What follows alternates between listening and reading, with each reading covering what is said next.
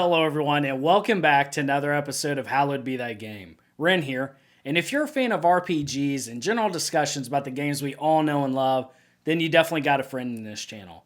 I post at least once a week on topics from pickup videos, new releases, to just chatting about the games that have reached hallowed status in my heart. So I want to thank you so much for watching, and today we're talking about 5 hidden gems on the Nintendo Switch. Let's check it out.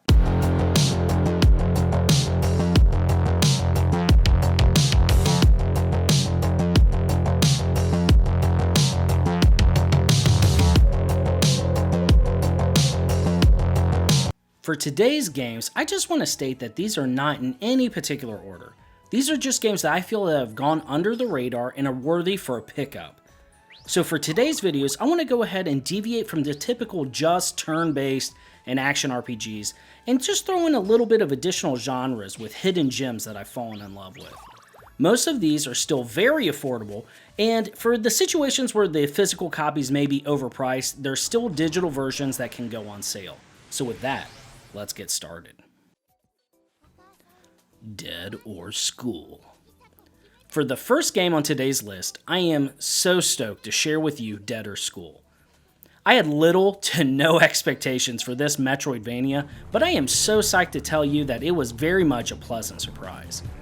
Look, there's your typical fan servicey moments here or there throughout the game, but at its core, this is a solid Metroidvania and Diablo mashup.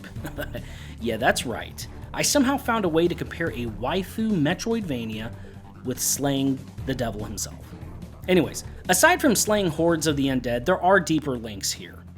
The story of Dead or School is really silly in scope. Let's just get that out of the way. Decades ago, a zombie outbreak destroyed civilization as we know it, and now humanity has to live underground. The main character dreams of living a life just like her grandmother did, going to school and not living 2020 version 2.0. She hopes to attend school with her friends and have fun with the power of friendship to destroy the undead army. Yeah. Look, it's emotional and you just need to get over it. You're going to need some tissues for this one. The gameplay of Dead or School is where you're going to be having a shocking amount of fun, though. It follows the typical progression path of a Metroidvania in that you're going to need to explore and backtrack through areas to find keys that allow you to progress further. There's also benefits to doing this in that you're going to gain permanent stat upgrades for rescuing people, and they're going to join your safe haven on the train, which kind of serves as the game's hub world. The stats are balanced really well too, and you have a talent tree for each combat style in the game. You frequently pick up weapons in the game that offer a wide range of playstyles.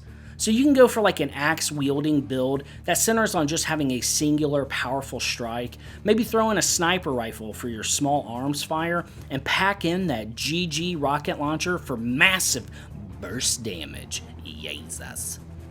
The balancing is done really well with the fire rates on the guns too, and the reload times.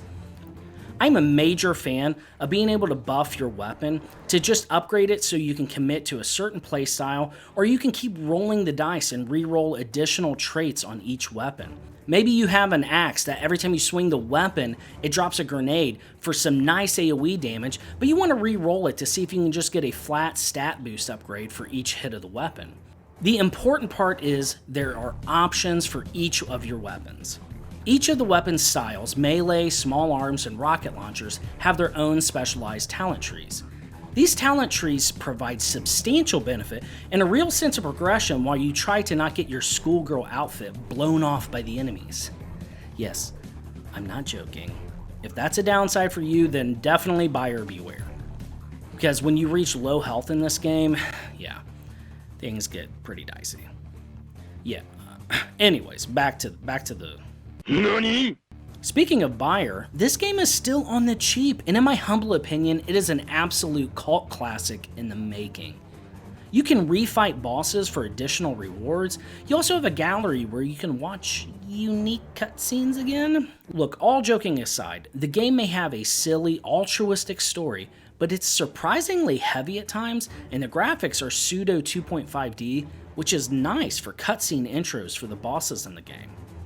I found the hours slipping by as I kept telling myself that I would just clear one more area, or just save all the hostages in this area. I would just maybe farm some more upgrade mats or levels.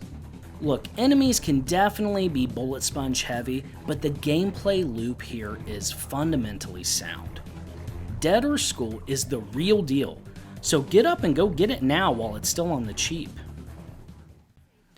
Fate Extella Umbral Star. Look, I said it in my previous video, but Hyrule Warriors Age of Calamity really opened my eyes to just how fun and incredibly addictive Musou games can be. As much as I love Fate Extella Link, the precursor to it is a friggin' blast with a lot more game to be had. It meets all the criteria for Hidden Gem. Look, people have complained about these games being repetitive and whatnot, but look, don't listen to them. This game has that same adrenaline-filled gameplay as you watch the fan service hero of choice smash hordes and hordes of enemies. They like to smash, and you're gonna like smashing with them. The character's voice acting is once again top-notch. Now it is English subtitled, so if you don't like Japanese audio, then that's something to consider. But the game has vibrant worlds for you to hack and slash your way through.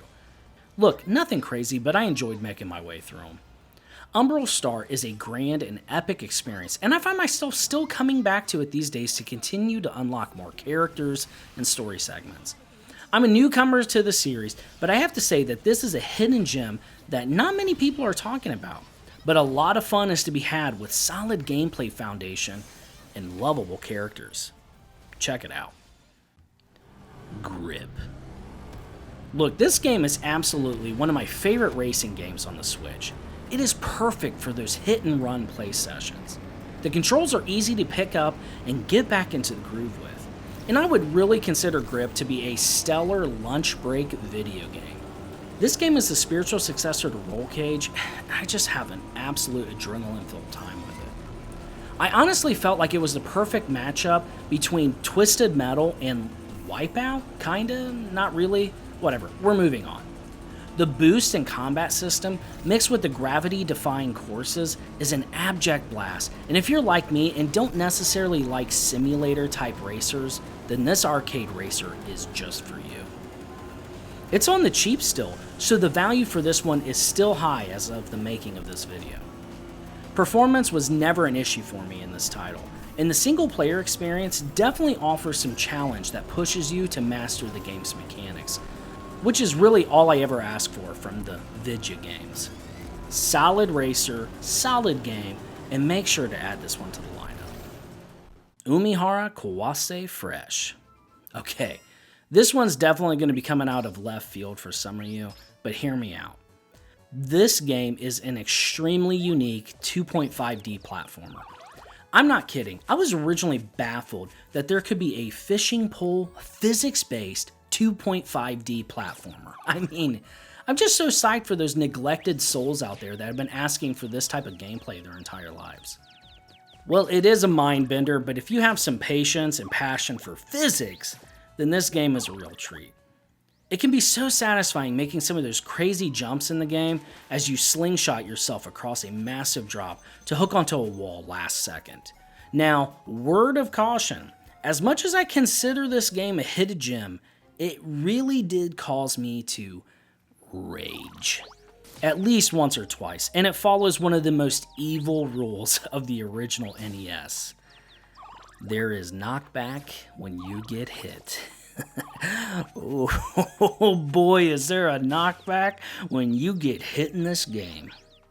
Really though, I have had this game for months, and I keep popping it back into the Switch. It's charming, and even though there is definitely not a lot of music in the game, like at all, I do find myself enjoying my fishing pole adventures with Umihara as we jam out to the pleasant tunes of Kawase Fresh.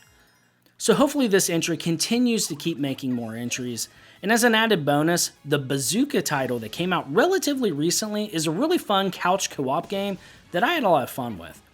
This game doesn't just solely focus on platforming and fishing pole combat simulator, and also adds in a really fun arena-type fighter that utilizes the majority of the mechanics from the mainline entry, but adds in, well, a bazooka mechanic. Yeah, Umihara ain't messing around with them eels, boys. Okay, moving on. Sword Art Online HollowRealization. Look, I'm not gonna lie to you. I love Sword Art Online. And yes, I do even enjoy the games. However, HollowRealization is such a fun game to play, even outside of interacting with one of my favorite casts from anime. The story of HollowRealization continues to follow the video game alternate story path from the anime. However, I'll be honest, I haven't played all of the Sword Art Online games, and yet I was able to perfectly follow the storyline very easily. I would recommend watching at least Season 1 of Sword Art Online, so that is something to consider, but even outside of that, there are detailed explanations of lore and story for those who are completely new to the franchise, which I will always appreciate knowledge for new players. If I was able to describe Sword Art Online HollowRealization in a sentence, I'd say it's an Ys 8 and MMO mashup, yet essentially a single-player game. There is an active time dodging system that takes the base concepts from Ys combat in the action RPG formula and gives you a party that you have control over. Now, I will admit, at first I thought this game was just bombarding me with a lot of tutorials in the beginning. But to be honest, if you've ever played an MMO before, then it's not anything out of the norm.